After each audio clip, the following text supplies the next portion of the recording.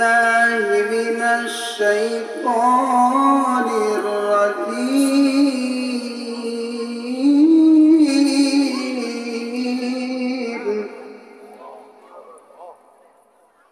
بسم الله الرحمن الرحيم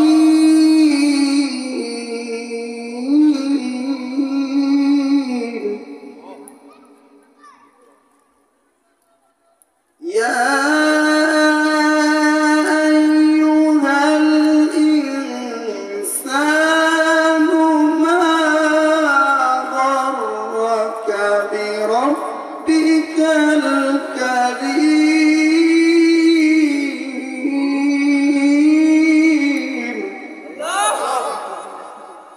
صدق الله العلي العظيم الحمد لله ভূমিকা ছাড়াই কথা বলছি, সময় সংক্ষিপ্ত।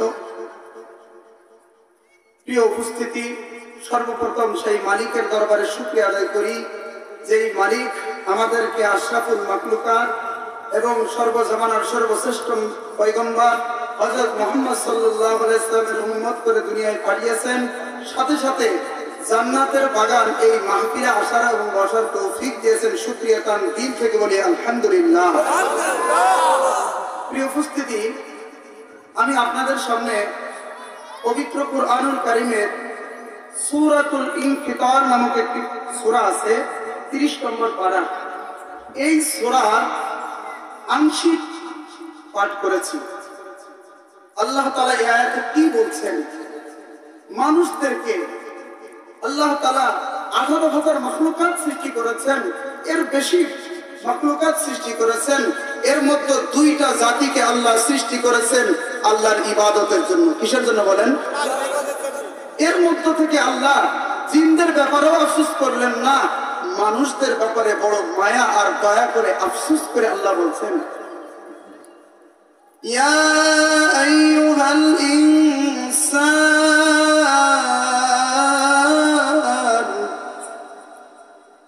হে মানব জাতি,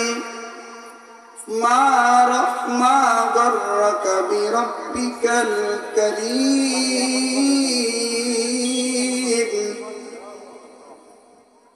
তোমাকে, তোমাদেরকে, কে কে তোমাদেরকে মহান প্রভু দয়াময় আল্লাহর ব্যাপারে তোমাদেরকে ধোঁকায় ফেলেছে। আল্লাহ বলতেছেন, মা গররাকা বিরাব্বিকাল কারীম, হে মানুষ, তোমাকে তোমার দয়াময় প্রভু আল্লাহ, সেই আল্লাহর ব্যাপারে তোমাকে কে ধোঁকায় ফেলেছে? আজকে তুমি সেই দয়াময় আল্লাহ কে ছেড়ে তুমি আজকে শয়তানের পদাঙ্কন করছো, শয়তানের অনুকরণ করছো, আর তোমার মন চাই জিন্দেগি তুমি পরিচালনা করছো। তুমি তো ধ্বংসের দিকে চলে যাচ্ছ, তুমি তো জাহান্নামের পথে যাচ্ছ। হে মানুষ, তুমি বড় ধোঁকার মধ্যে রয়েছ। যে মালিক তোমার দিকে চেয়ে আছে, তুমি যখন সকালবেলা গুনাহ করো তখন ফেরেশতাদেরকে বলে, আমার বান্দার গুনাহ কোন লিখো না। একেবারে সন্ধ্যার আগ পর্যন্ত আল্লাহ বলে, দেখো আমার বান্দা তওবা করে কিনা। বলেন সুবহানাল্লাহ। সকালবেলা গুনাহ করেছেন, কোন বান্দা যদি 12 ঘন্টা পরেও যদি একবার আল্লাহর কথা তার স্মরণ হয়ে যায়, এবার রব্বুল আলামিনের দরবারে যদি একবার ইস্তিগফার পড়ে ফেলায়, আল্লাহ পাক তার গুনাহ সমূহকে মাফ করে দেয়। বলেন সুবহানাল্লাহ।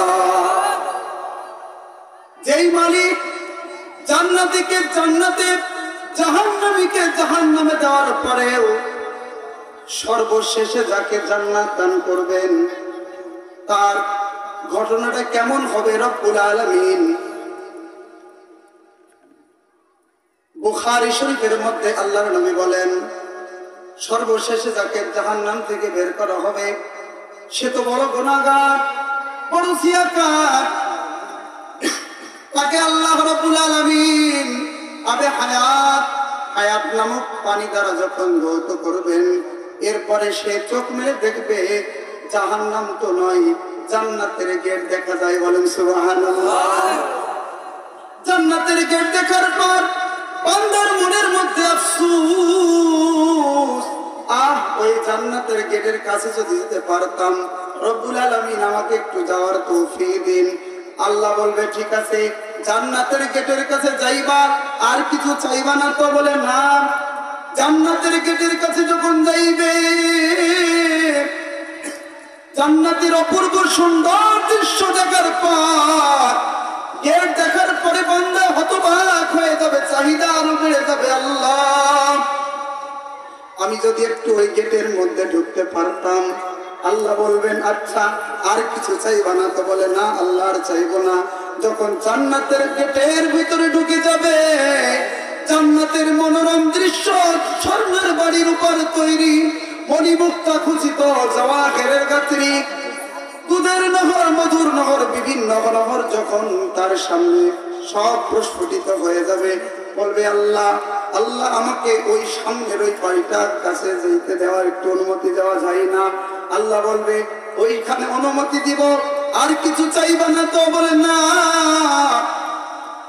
এইভাবে এক এক ধাপ পার করবে, যত সামনে যাবে তত সুন্দর দৃশ্য দেখতে পাবে। বলেন সুবহানাল্লাহ। বান্দা যখন একের পর এক চাইবে, আল্লাহ এবার মিষ্টি হাসি দিয়ে বলবেন বান্দা আর কিছু চাইবা না তো? বান্দা বলবে না, আল্লাহর চাইবো না। আল্লাহ এবার বলবেন বান্দা যাও যাও যাও, তুমি তো জীবনে অনেক গুনাহ করে ফেলেছো, একবার ভুল বুঝে তওবা করেছো, আমার পথে ফিরে এসেছিল, সামান্য কিছু নেক আমল তুমি করেছিলে, তুমি একটু আলেম ওলামার সাথে সালাম কালাম করেছিলে, তুমি একদিন মাদ্রাসার ওয়াজ মাহফিলে গিয়েছিলে, দ্বীনি বয়ান শুনেছিলে, মাঝে মাঝে সুবহানাল্লাহ আলহামদুলিল্লাহ বলেছিলেন, তুমি মাদ্রাসা মসজিদের জন্য দান করেছিলে। বান্দা জীবনের তেমন কোনো আমল নাই, যাও আমি আজকে আল্লাহ এই জান্নাতের তোমার মালিক বানায়া দিলাম। বলেন সুবহানাল্লাহ। তখন এই বান্দা বলবে আয় আল্লাহ, তুমি আমার কাছে ঠাট্টা করছো নাকি? আল্লাহ বলবেন শুধু এই জান্নাত নাই, আমি আল্লাহ তোমাকে এই দুনিয়ার সমান 10 গুণ বড় জান্নাতের মালিক বানায় দিলাম। বলেন সুবহানাল্লাহ। এই জন্য আপনাদের উদাত্ত আহ্বান, আপনারা আজকে এই জান্নাতের বাগিচায় এসেছেন, প্রতিদিন তো এখানে হয় না, কি হয় নাকি? জান্নাতের বাগিচায় কোনো জাহান্নামী যায় না।